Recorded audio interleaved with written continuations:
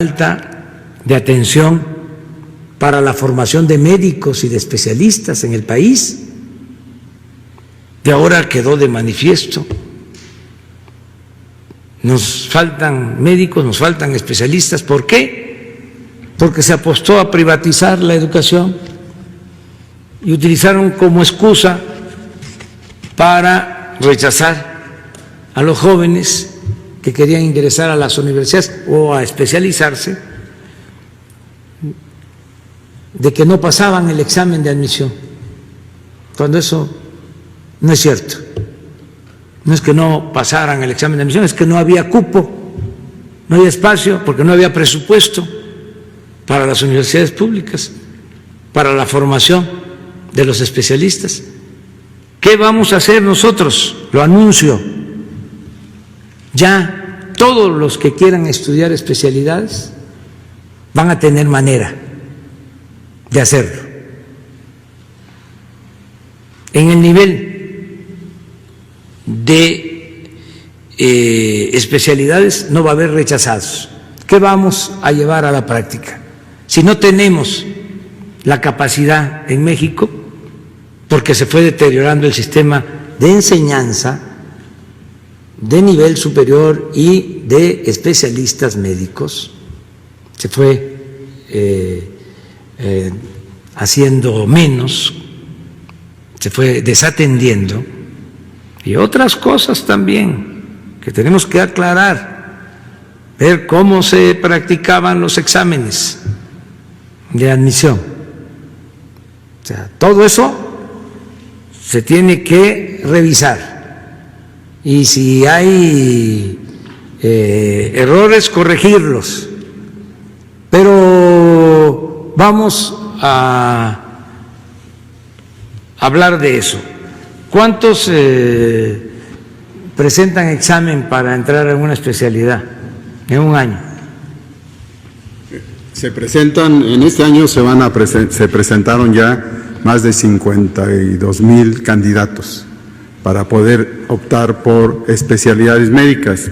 Las especialidades médicas suman en términos generales más de 68, de las cuales se abren de acuerdo a los sitios donde se forman, donde hay posibilidad de darles esa preparación, una preparación que es 1, 2, 3 años, dependiendo de la complejidad de la ciencia que se está ampliando para la medicina.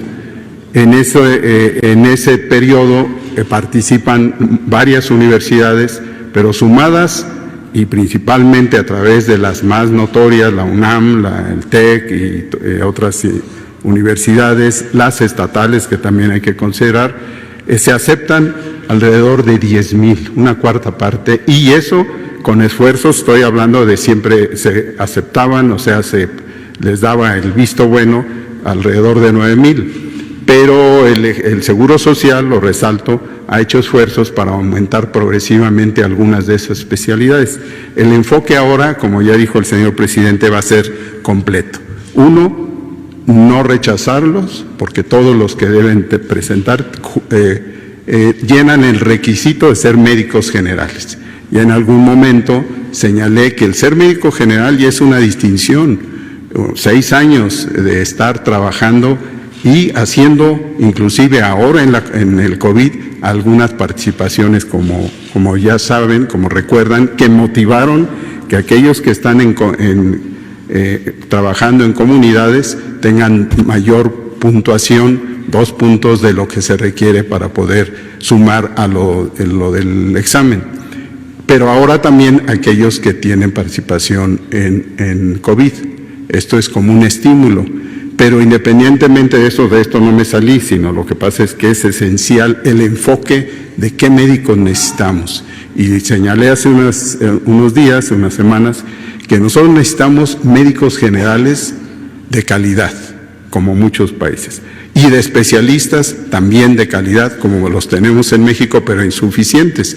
Y de cada una de las especialidades hay diferencias notables. Por ejemplo, geriatras, aquellos que atienden a la población de mayor edad, tenemos un 10% de lo que se necesita.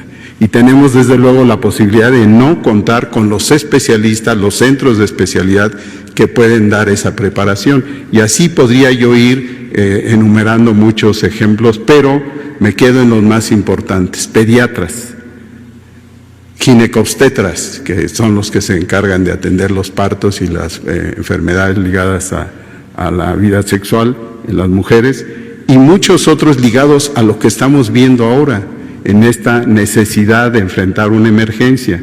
Todos los que están relacionados con urgencias, con terapia intensiva, con anestesia, con estas situaciones de emergencia, no los tenemos. Y en este caso, pues nosotros tenemos que sustentarlo a través de, que lo estamos haciendo ya y en breve lo podemos ya presentar en una forma muy académica, muy de todos los estados y de todas las universidades, poder tener las necesidades, un censo de necesidades. Yo lo señalé hace también ya más de un año, que en términos generales tenemos un déficit de 200,000 profesionistas de la salud, médicos, y de los cuales la mayoría son médicos generales todavía, que se necesitan 123,000, y el restante 76,000 son especialistas. Todo esto se tiene que ir buscando, ya señaló el presidente, tan solo en esta epidemia. De las cosas positivas que tenemos es que, además de notar el desafortunado déficit de profesionales, y agrego de enfermeras, que son piezas centrales también, pues tenemos el hecho de que se pueden implementar subespecialidades que pueden tener una acción muy, muy positiva, muy integrada a esto para poder responder, y así lo hemos hecho contratando entre médicos generales y especialistas más de 45,000.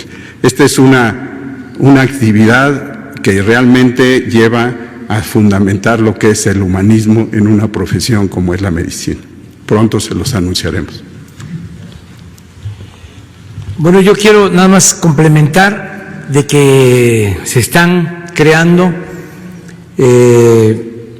más de 20 escuelas de medicina en el país, de medicina y de enfermería. Pero quiero aquí manifestar, informar al pueblo de México que vamos a iniciar un programa de becas a especialistas, a estudiantes de especialidades que van a poder ir, si no tenemos el cupo en el país, porque no se tiene para atender a todos, van a poder ir a estudiar al extranjero. 20,000-30,000 médicos. Vamos a llamar.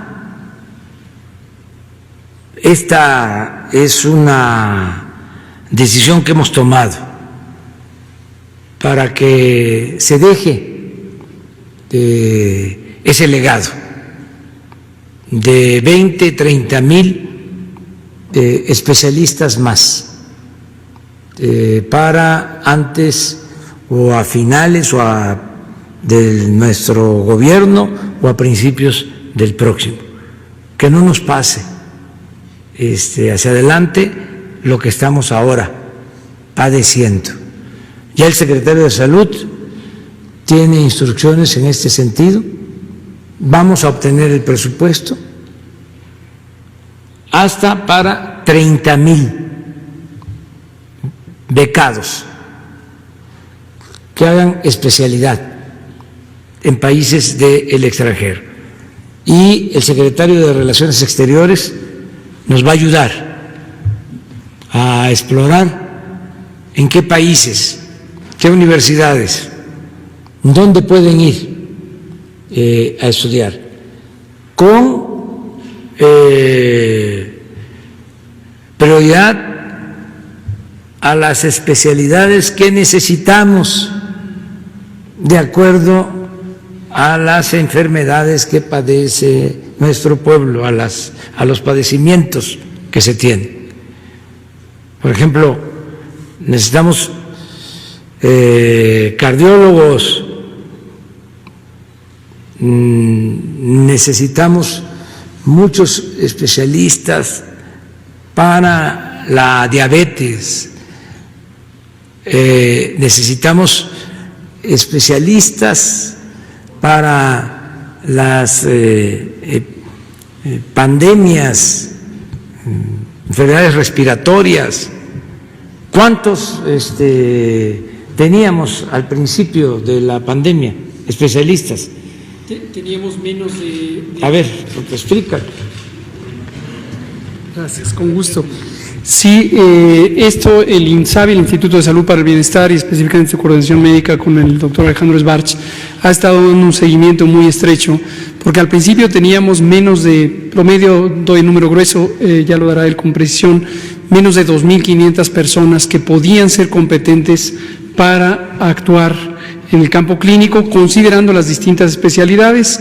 La mayor restricción era los médicos y médicos especialistas en medicina crítica, que eran muy poquitos. Tenemos también la necesidad de neumólogos y neumólogas, de personal especialista en anestesia, también inhaloterapeutas.